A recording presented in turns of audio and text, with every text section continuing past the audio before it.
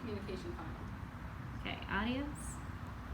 Alright, hello, and I'm videoing. This is Danielle. Okay, go. So what if I told you that our country was handling addiction to opioids all wrong? The U.S. Department of Health and Human Services cited 2 out of 3 drug overdose deaths in 2018 involved in opioid.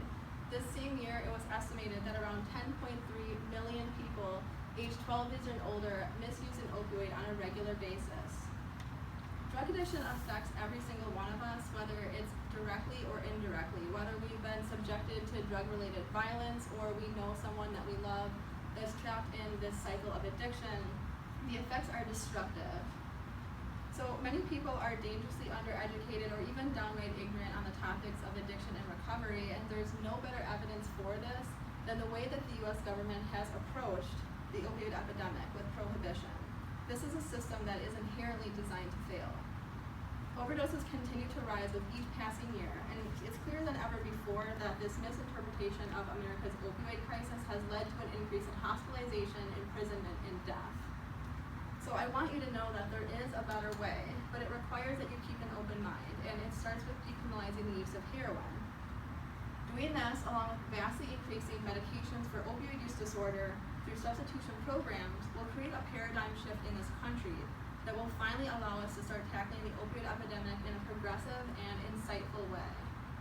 So one of the major flaws at the very base of U.S. drug policy is the ignorance of environmental and psychological factors that contribute to addiction. So for many people, there's more behind these behaviors than just wanting to get high. And it's easy to view these people as like a burden to clean people in society, and that may be a convenient mindset to have. But it's vital that we approach this in a more understanding way if we really want true progress. So the current system focuses on punishing these individuals for their addiction by seeking to impose justice on the addict who has broken a law. But what does this do to help stabilize and rehabilitate that person? I want to give you something to consider. When addicts are sent into the system, the thought is that magically they're going to be transformed into this person that desires abstinence from drug use, but ironically, it accomplishes just the opposite because it only exacerbates the psychological and environmental precursors that led them to use in the first place. So we need to realize that prohibition makes it socially acceptable to treat addicts as criminals, and it prevents people with substance abuse from finding a path to recovery just because of the fear of legal repercussion. The last thing people need is more time locked behind bars, as this almost never results in rehabilitation. Let's be clear, prisons do not reform addicts, but they do work to make soft criminals harder and burden people with criminal records. So keeping opioid substitution treatment inaccessible to those who need it most doesn't promote abstinence. It's far from that. It actually creates a downward spiral of relapse, overdose, and death. So why is it that we have spent $1 trillion attempting to abate this opioid crisis, and prisons keep getting fuller, overdoses keep rising, and preventable communicable diseases continue to spread? I'll tell you why. It's because your taxpayer money continues to be carelessly funneled into this war on drugs, which is just a powerful name for the outdated policing and incarceration that has never provided solutions, but in all aspects is only further contributing to the problem. So you might be wondering, how does decriminalizing heroin work to help this opioid problem in this country? So decriminalizing heroin is the first step in getting rid of these outdated drug laws that marginalize addicts and prevent them from seeking recovery because of these laws. So what we desperately need is policies that integrate medications for opioid use disorder within all jail and prison systems combined with community-based substitution therapy. Here in the United States, FDA research has proven that the use of methadone, naltrexone, and buprenorphine are effective for opioid use disorder, but despite this compelling evidence that this prevents relapse and saves lives, the majority of our country's jail and prison systems don't offer this treatment. The gold standard of care involves starting medications for opioid use disorder during incarceration and then connecting these people to community-based treatment upon the re-entry and reintegration.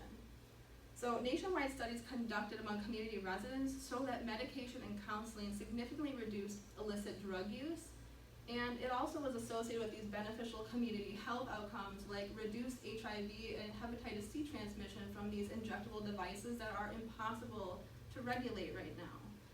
So science and public health should be at the forefront of policy and reforming our society, not punishment and incarceration. Drug use is a medical problem, not a criminal issue. So after discussing why decriminalizing heroin is such a vital step to take, it's only natural to wonder, how would this be successful when implemented? People are naturally resistant to ideas that are unfamiliar or risky, but thankfully there's no need to speculate because a handful of countries, Portugal, Switzerland, and the Netherlands have already done just this. So at the height of the epidemic in Switzerland back in the 90s, the country's lawmakers realized that policing and prevention just weren't working.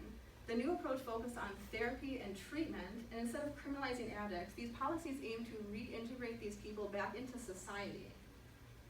So in 2016, Thilo Beck, who's the chief of psychiatry at Root Centers for Addiction Medicine, he noted that almost 70% of heroin addicts in Switzerland are now in substitution therapy, which is the highest rate in the entire world. 24 hours a day, heroin users can call a hotline staffed by mental health professionals and begin immediate treatment with methadone. They are given like a 2 or 3 week supply of methadone to take home and use. They don't have to visit the clinic every day, so it's not disrupting employment and work opportunities. So let's go back to the statistic that I just mentioned. 70% of former addicts are working to become rehabilitated. How many thousands of people no longer have to worry about contracting HIV from contaminated needles? How many former addicts can hold a stable job rather than living on the streets or being incarcerated for possession? This number speaks for itself, not only as a benchmark of success for the country and their policies, but for the improved quality of life that these people need and deserve. It also highlights a major point of controversy in the US, that addicts actually do want this help and this treatment, but there's just no viable way for them to get it. So Switzerland and other countries have developed and implemented forward-thinking strategies to combat a problem that seemingly had no solution. And it turns out that the solution of decriminalization and substitution therapy was non-orthodox, but nonetheless highly successful.